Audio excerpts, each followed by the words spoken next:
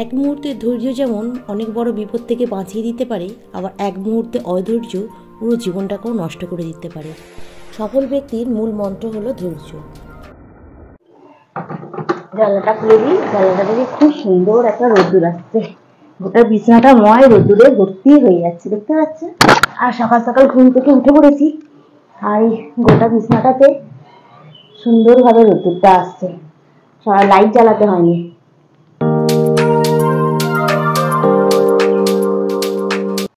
Good morning বন্ধুরা, আশা করছি তোমরা সকলেই ভালো আছো, আমিও খুব ভালো আছি। তো এখন বাজে তোমার ওই 7:30টার মতো। এখন আজকে ঘুম থেকে উঠতে অনেকটা লেট হয়ে গেছে। জানলাগুলো একটু খুলে দিলে বাইরেটা খুব সুন্দর একটা হাওয়া চলছে। আর তনু গেছে এখন পড়তে, আর ঘরের লাইট গুলো একটু অফ করে দিই। আর রান্না করতে বাকি আছে, ঘর দ্বারা ঝাড় দিতে হবে, মুছতে হবে, রান্না করতে হবে, রেগুলারের যা কাজ সেই কাজটাই করতে হবে। আর তনুকে কালকে রাত্রিবেলা অনেকটা রাত্রি পর্যন্ত কম্পিউটার শেখাতে হয়েছে, যার জন্য আমার আজকে ঘুম থেকে উঠতে অনেকটা লেট হয়ে গেছে। এদিকে পর্দাটা সবসময় টেনে দিয়ে রাখি, কারণ আগেই বলেছি ওদিকটা আমাদের পুরো ফাঁকা। আর এই চলে আসছি রান্নাঘরে, এবারে রান্না করবো। কি রান্না হলো এখন দেখতে হবে। যতটা তাড়াতাড়ি হয় একটা তরকারি ভাত মোটামুটি করে আমাকে বেরিয়ে যেতে হবে। আর এই সকালবেলা ঘর দালানটা মোছা, এটা একটা বড় কাজ, জানো তো। বাসি ঘরে তো চলে যাওয়া যাবে না, না। আর এইখানে ওখানে এই যে স্ট্যান্ডটা থাকে, ভিডিও করতে করার সময় একটু সুবিধা হয়, আবার কখনো পায়েতে লাগে এমন। পাপোশটা আবার উল্টে গেল, সোজা করে দিই। স্ট্যান্ডটা এর উপরে আছে, সেটা আটকে আছে ওই জন্য।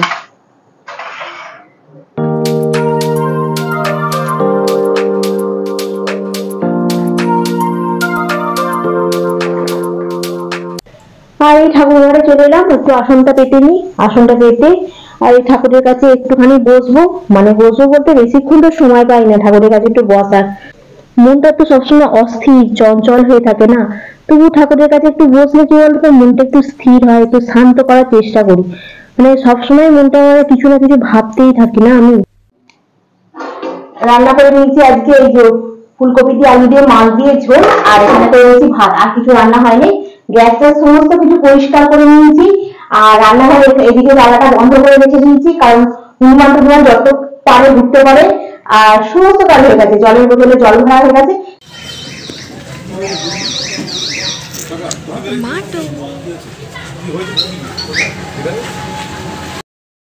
আর আজকে সেন্টার থেকে ফিরে এসে আমি আজকে সোজা দোকানে গেছিলাম। তনুকে বললাম, তনু টাইপডটা নিয়ে একবার নিচে দাঁড়াবি তো এই সামনেটাতে, আমি দোকানটাতে একবার যাবো বলে তোকে নিয়ে গেলাম, যে চল একবার ঘুরে আসি দোকানে, কি বলছে শুনি। এই তো দুদিন আগে জিনিসটা নিয়ে এসেছি, এটা তো এখানে আঠা থেকে খুলে গেছে, যদি ওরা ঠিক করে দিতে পারে ভালো, নাহলে যদি পাল্টে দেয় তাহলে তো খুবই ভালো হবে। ও বাবা, ও সব তো ঘোড়ার ডিম হয়ে গেল।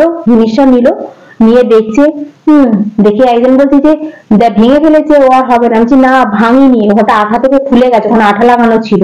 যাই হোক, বললো রেখে দিয়ে যান, কালকে আজ মিসবেন নিয়ে যাবেন। হ্যাঁ, এখন অসুবিধা আছে, রেখে দিয়ে যান। রেখে দিয়ে এসেছি, জানি না ওটা ঠিক হবে কি আদৌ হবে না জানি না। 600 টাকার জিনিস কিনে নিয়ে এসেছিলাম, টাইপডটা 600 দিন, মানে 600 দিন বলছি তোমার, মানে 6টা মাসও চললো না। কদিন ধরে মনটা ওই জন্য খুব খারাপ হয়ে গেছে। আমি একটা জিনিস কিনলাম, জিনিসটা বেশ অনেকদিন চলবে, সেই জন্যই পয়সা দিয়ে কিনলাম, যাতে একটু দামি জিনিস কিনি, অনেকদিন চলবে। ও বাবা, ঘোড়ার ডিম যেই কে সেই, তার থেকে আমার 200-250 টাকার জিনিসই ভালো। ও 2-4 দিন চলে, ভেঙে যায়, আবার কেনো, এরকমই ভালো তাহলে। আর এসে একটুখানি খুব খিদে পাচ্ছে, যে আমি বললাম তো একটু কফি করি, দুধ আছে, কফি করে খাই বরঞ্চ দুধ দিয়ে, তাহলে বরঞ্চ ভাল লাগবে। আর শুধু ব্ল্যাক কফি কদিন ধরে খেয়ে খেয়ে আর মুখটা যেন ভালো লাগে না খেতে। আর কফিটা এবারে বন্ধ করে দেবো, কারণ এবারে গ্রীষ্মকাল পড়েছে তো, কফি করলে শরীর গরম হয়ে যাবে।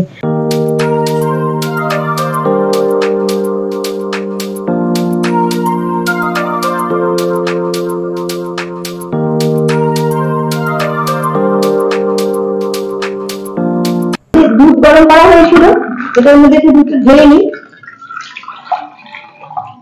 আর ফ্রিজে আর দুধ আছে, ভাবছি একটু ছানা করে দেবো। আর সেদিনকে বিট গাজরের তরকারি আছে, এখানে একটু আলু সেদ্ধ মশলা আছে, দুটো ডিম বার করে নিয়েছি, খালি একটু আটা মাখলে রুটি করলে হয়ে যাবে মোটামুটি। আজকে আর কিছু করতে হবে না, এখন একটু চাপা দিয়ে এই সাইড করে রেখে দিই।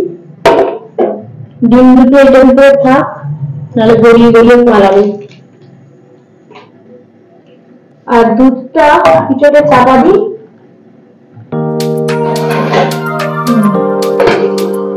চাপা দিয়ে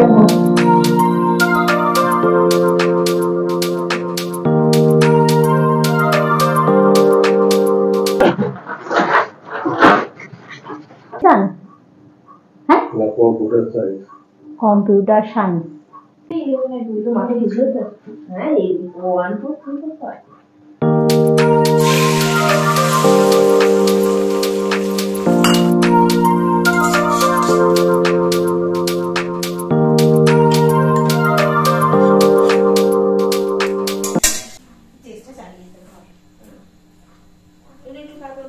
আমাদের রাত্রিবেলা ডিম ভাজা হবে না, একদমই খাবো না, আমার এমনি পেট গন্ডগোল।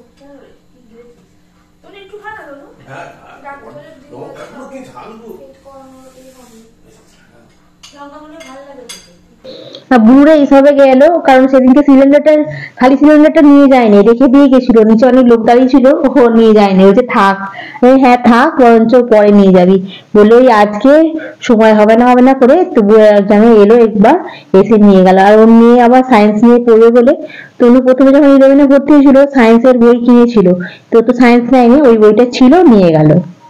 এখানে ডিম ভাজা, কালকে রুটিটা ছিল একটা তন্দুর রুটি, আর ওইটা আবার তনু বলছে আমি খাবো, এখন আবার গরম গরম বলছি খাস নি, বাসি জিনিস।